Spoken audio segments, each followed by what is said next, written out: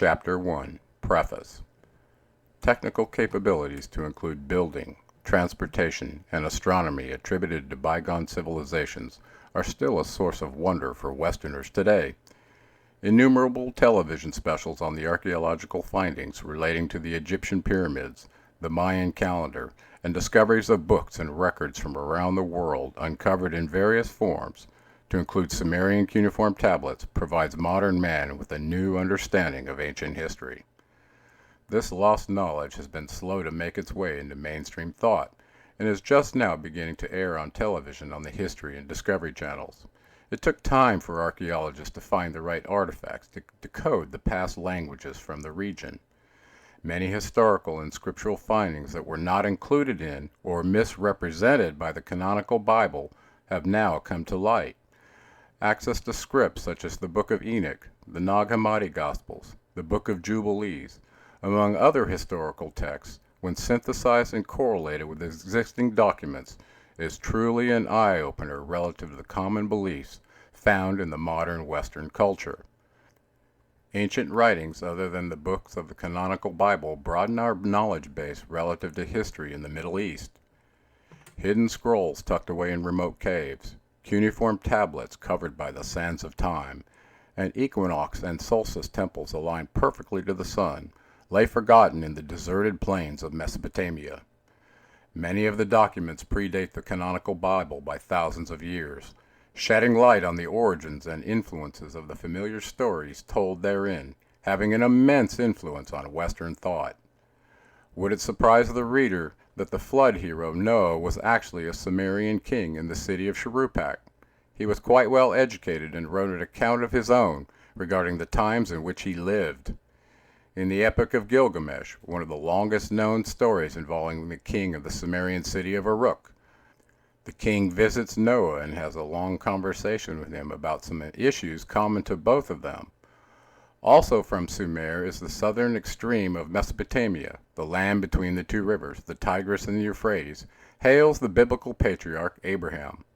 Abram became Abraham once the covenant is made between him and the Lord. Prior to that he was called Abram. Recall in Genesis 12:1-4, where the Lord said to Abram, "Leave your country, your people, and your father's household, and go to the land I will show you. I will make you into a great nation, and I will bless you. I will make your name great, and you will be a blessing. I will bless those that bless you, and whoever curses you I will curse. And all peoples on the earth will be blessed through you." Abram was in the Sumerian city of Haran when he received the call from the Lord to go to the land of Canaan. Note that Abram was born in the Sumerian city of Ur approximately 1433 BCE. His father, Terah, was an artisan and priest in the local temple, and his brothers Nahor and Haran resided in Ur as well. We find Abraham in the city of Haran when he is preparing to leave for Canaan as stated in Genesis 15:7. "I am the Lord who brought you out of Ur of the Chaldees, to give you this land to take possession of it." Wasn't the God of Abraham, Isaac, and Jacob the God of the Israelites, the God of the Old Testament? Thus, in addition to names like Jehovah, Yahweh, and El Shaddai, Abraham's God had another name in Sumer, one which he was called in one of his temples in the city of Ur. According to cuneiform tablets found in Ur and many other pre- and post-alluvial cities along the Tigris and the Euphrates, to include Sippar and Nineveh, this Sumerian deity also had brothers and sisters who were also worshipped as gods in Mesopotamia and the surrounding region. Abraham's deity's name is mentioned in other noteworthy documents from the region and era, to include the Atrahasis, the Enuma Elish, and the Epic of Gilgamesh. Abraham and Noah also have close contact with these deities. Who were they, and how do we know they existed? What are we to think about the fact that Abraham's God had a previous history as a Sumerian deity with a temple dedicated to him in Ur of the Chaldees? The funding for early archaeological inquiries was closely controlled and channeled by early church authorities, in particular the Roman Catholic Church. A mandate was issued to only fund the archaeological explorations that perpetuated the story told in the canonical Bible, established by the same institution at the Council of Nicaea, 325 AD. Eventually, hidden books and suppressed artifacts, codices, cylinder seals, and Sumerian cuneiform inscribed documents and tablets gave up their secrets to the inquisitive minds of the disenfranchised seekers of truth. A heroic gentleman comes to mind, discovered during the research into this book, a Sir Henry Rawlinson, responsible for recording and decoding 3 languages he discovered in 1835, located 1,700 feet above the desert floor chiseled into the cliffs of Behistun, in modern-day Iran. The historical marker was commissioned by Darius I, who lived and reigned from 522 to 486 BCE, recounting the Persian ruler's suppression of various rival uprisings. In 1835, Sir Henry Rawlinson, a British Army officer training the army of the Shah of Iran, began studying the inscription in earnest. As the town of Behistун's name was anglicized as Behistun at this time, the monument became known as the Behistun inscription. Despite its inaccessibility, Rawlinson was able to scale the cliff and copy the old Persian inscription. The Elamite was across a chasm, and the Babylonian 4 meters above. Both were beyond easy reach and were left for later. Armed with the Persian text, and with about a third of the syllabary made available to him by the work of Grotefeld, Rawlinson set to work on deciphering the text. Fortunately, the first section of the text contained a list of Persian kings identical to that found in Herodotus, and by matching the names of the characters, Rawlinson was able to crack the form of cuneiform used for Old Persian by 1838, and present his result to the Royal Asiatic Society in London and the Société Asiatique in Paris. Major Rawlinson copied the strange wedge-shaped writings etched into the sheer rock face and made them available to the British Museum after spending time decoding the tablets. His efforts led to the ability to translate Old Persian, Elamite, and Akkadian scripts one to the other, leading to the rediscovery of the Mesopotamian sites in modern-day Iraq, buried beneath the desert sands. A new investigation of the first-hand writings and evidence left by the Egyptians, Sumerians, and early church authors sheds new light on the historical truth, which at times seems stranger than the wildest contrived fictional tales. Discoveries at the ancient Mesopotamian cities of Nineveh, all the way down to the very southern city of Eridu, have many secrets to reveal, many of which are discussed in this book. Various clues have surfaced and been laid bare for all to see, wrought forth by the dedication, sweat, and blood of the investigative pioneers from the past. It is now the responsibility for modern man to take a fresh look at the original evidence from which historians and scribes of the past aggregated the Genesis account upon which our society's civilization foundations rest. Knowing that history's texts are inked by those in power at the time events are recorded, often relegates truth to the sidelines in favor of a story that perpetuates the controlling influences of the ruling party. Flagrant acts such as chipping away hieroglyphic evidence captured in stone to subsuming names and ranks of rival deities and creating also known as lists adds confusion to further cloud the truth. Thus, given the unreliable nature of historical accuracy, people relegated the responsibility of knowing the truth to authorities appointed over them. This happened readily for those unfortunate enough not to be able to read, which throughout history included the majority. Scribes and priests were often those trained in the lingual arts, and thus had their fingers on the pulse of truth throughout history. Books written by first-hand authors that told the truth, such as the Book of Enoch, were hidden from mankind for thousands of years and are now widely in circulation. Tens of thousands of cuneiform inscribed tablets that lay forgotten, buried for thousands of years guarding recorded secrets hidden beneath the silt and sand of the Mesopotamian plains. Recently unearthed all along the Tigris and the Euphrates River, have been recovered and decoded by archaeologists. So many tablets, tens of thousands, written in baked clay were recovered that the discovery spawned a cuneiform digitization project to expedite the process of garnering the tablet's secrets.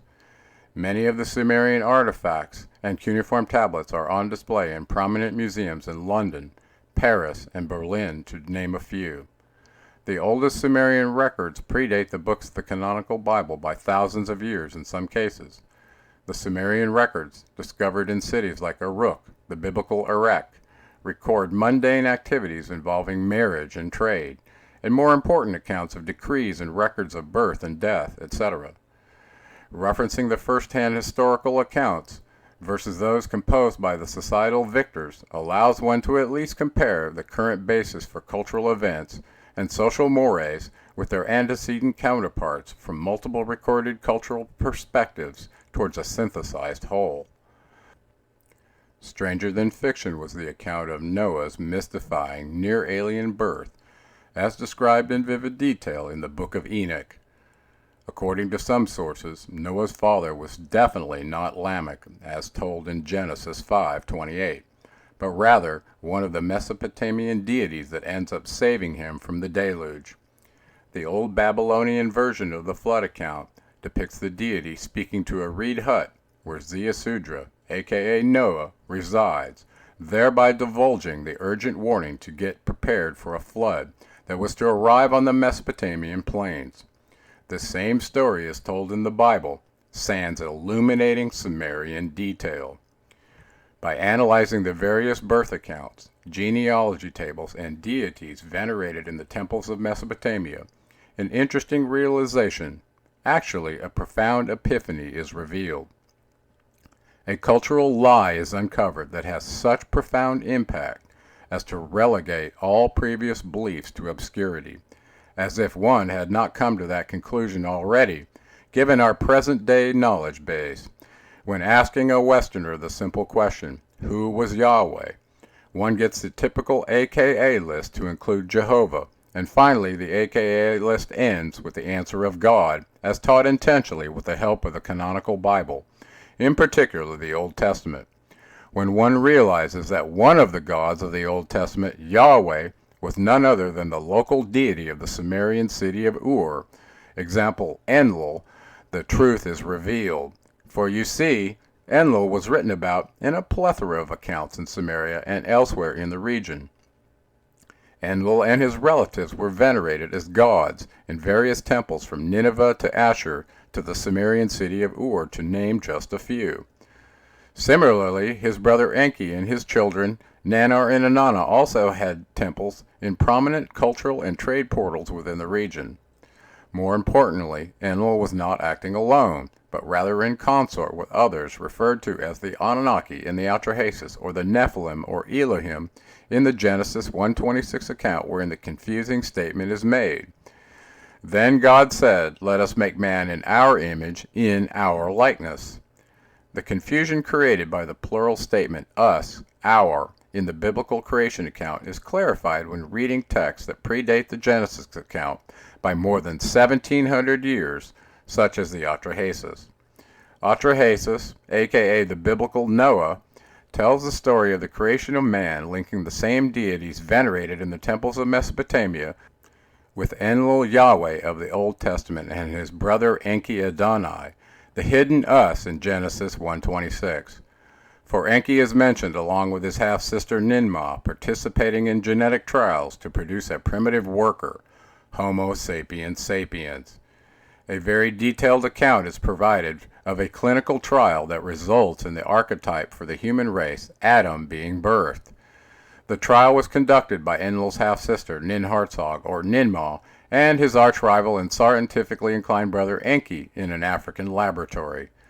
The historical records appeal even to the most scrutinizing scientist, who recognizes readily the threshold of knowledge required to discuss a topic such as genetic engineering in a document almost 5,000 years old, which provides a more detailed account of the creation of man, one that makes sense technically and historically versus the Preface version provided in the Bible, although in many cases complementary. Additionally, similar records illuminate the life of King Utnapishtim of Shuruppak, the biblical Noah, said to be 600 years old at the time of the Great Flood. It seemed that the various deities also had also known as names which seemed to span long periods of time. The great god Sin, as named by the Akkadians, after whom the Sinai Peninsula was named, had an AKA name linking him to various Sumerian cities such as Ur and Haran, where he is known as Nannar, the moon god, son of Enlil. His sister, Inanna, also sported the symbol of the crescent moon and had temples throughout Mesopotamia. She was known as Ishtar to the Akkadians. The Greek historian Herodotus lived in the 5th century BCE and hailed from Ionia. He delineated the Egyptian civilization into 3 dynasties, and the model is still used by Egyptologists today. Manetho, the Egyptian priest historian, appears to have agreed with Herodotus partitioning the Egypt rulership, with the exception that instead of 3 dynasties, he included an additional era that was ruled by the gods alone. Manetho states that the first dynastic rulers of Egyptian gods ruled for 12,300 years. Table 1. First Dynasty of Egypt. Ptah served for 9,000 years. Ra served for 1,000 years. Shu served for 700 years. Geb served for 500 years. Osiris served for 450 years. Seth served for 350 years. And Horus finally served for 300 years. Table 1, First Dynasty of Egypt. Again, we find astonishingly long reigns listed in Table 1 above for the first Egyptian dynasty rulers. It's interesting to note that in the Sumerian text, Enki, a high-ranking deity from the city of Eridu, was assigned the regions of Egypt and Africa by his father Anu on or before 3760 BCE. It just so happens that the Jewish calendar, whose origins are from the city of Nippur, begins its count in 3760 BCE as well. Coincidence, you might be thinking, but not according to the ancient cuneiform text. The second Egyptian dynastic period, according to Manetho, was composed of 12 divine rulers that reigned for 1,570 years. The first god that ruled the second dynasty of gods was Thoth, who it turns out is also a son of Enki. Next, Egypt was ruled by 30 demigods, whose reign lasted for 3,650 years total.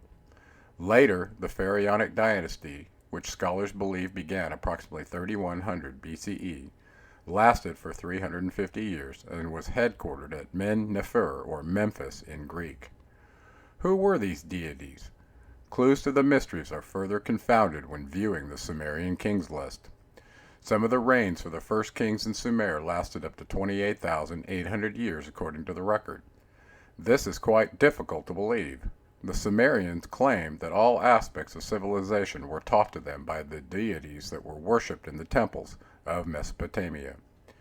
Detailed knowledge about the orbital plane, tilt axis, spherical shape, and precessional behavior of the Earth's equinox were known by the Sumerian deities, who are also credited for the creation of the zodiac. Contrast this detailed level of knowledge in Sumer with that possessed in Europe during the Middle Ages. Scientists and church authorities in Europe were at odds whether the Earth was round or flat, while the people of Sumer and the surrounding region had advanced mathematics, metallurgy, law codes, and produced many of civilization's first inventions and advanced achievements. A female Sumerian deity, Inanna, was also known as Hathor in Egypt, and her name is well recognized and memorialized on the walls of temples to include the Temple of Hathor, found on Mount Serebet el-Qadim, the biblical Mount Sinai, the mountain in the wilderness of the deity Nannar Sin. The deity Sin also described in various traditions to include Syria and those cultures that associate with the crescent moon symbol found on flags and mosques affiliated with the religion of Islam. The male deity recognized as the moon god to the peoples of Mesopotamia was Nannar Sin, who also had a sister, none other than the goddess Inanna, aka Hathor to the Egyptians. From the genealogy accounts inscribed in baked clay tablets on display in museums throughout the world, the authors readily proclaimed in the Sumerian records Nannar Sin was the son of Enlil and was also known as the moon god to peoples of the ancient Middle East. There are links in historical texts indicating that Nannar Sin had a very large following in his cult centers that were prolific in the area from southern Iraq to Syria and Iran and Turkey. Interestingly enough, the Kaaba stone in Mecca, Saudi Arabia, one of the sacred centers for the religion of Islam, was originally dedicated to the moon god, referred to there as Allah. Could Nanar Sin be the deity that Muhammad had an encounter with in the wilderness? Is Nanar Sin the fabled Allah? At this historical juncture, the very instance one proper noun replaces another, especially as it relates to a deity's name, a new epithet begins as an old one is occluded or subsumed. Witnessing the Sumerian deity Enlil, whose origins were mysterious, but had been recorded and witnessed daily by the biblical patriarch Abraham and peoples of the city of Ur, become the lofty one of the mountain, El Shaddai, and eventually Jehovah to the people of the land of Israel, was an astounding discovery that linked the deities of Sumeria with at least one god of the Old Testament. This fact becomes apparent when comparing the Sumerian storm god Enlil, written about in the Lamentations of Ur, with the god of wrath and vengeance of the Old Testament. More personable gods were worshipped elsewhere in the region, like Enki, aka Ahura Mazda, as he was known in ancient Persia, the creator of all good things, god of light and wisdom. Ahura Mazda was replaced by Allah, aka Nanar Sin, when Arab conquerors overtook the Persians in 633 BCE, headquartered at their spectacular capital at Persepolis. The Arab incursion led to the decline of Zoroastrian religion with the ending of the Sassanid Empire in 644 BCE. Subsumption of names and epithets was a common practice performed by Egyptian and Sumerian cultures to solidify power and authority. This was a method used to coalesce multiple namesakes into a single name, one that was crafted to fit the culture and language used by the worshipping subjects, probably for ease of reference and aggregation of rivals when convenient.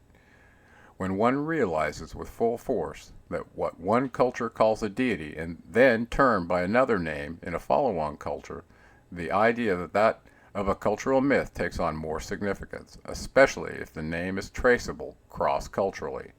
See God Table 9. For just as the purveyor of truth in history are hand-selected by the victors, the validity of a belief, whether political or religious, is perpetuated in a society by the same governing forces. Thus, what the victor believes is truth, what others believe is politely termed myth instead of the politically incorrect label of a lie. Similarly, when discussing religious truth, there's what the ruling party or superpower believes and what the subordinate cultures believe, which is given a derogatory label as pagan or occult. A horribly relevant example of this is taking place and manifesting presently in the Middle East, where the religious factions representing Christianity, Judaism, and Islam are waging war in the ancient land of Canaan, near Mount Megiddo, located approximately 15 miles south of Haifa, Israel. Warring factions whose genealogy derives from rival deities originating in Sumeria are still in conflict today. The devotees of Enlil, aka Yahweh, the god of the Old Testament, stand toe-to-toe with the followers of Enki Poseidon, apparently still at odds with each other over dominion of the earth. Could the conflicts involving the countries of Iran, Iraq, Syria, and Israel be a result of the past wars that took place between Enlil and Enki and their offspring, as written about in the Wars of Gods and Men by Zecharia Sitchin? Whether truth or fiction, dogma or doctrine, the armies of the generals of the earth are gathered together once again in the Middle East, where the nuclear countdown clock is just about out of time.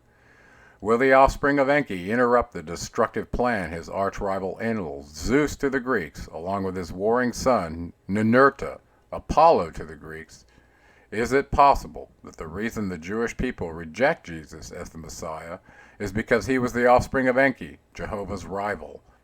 These and many more profoundly important topics are explored with the reader in this book.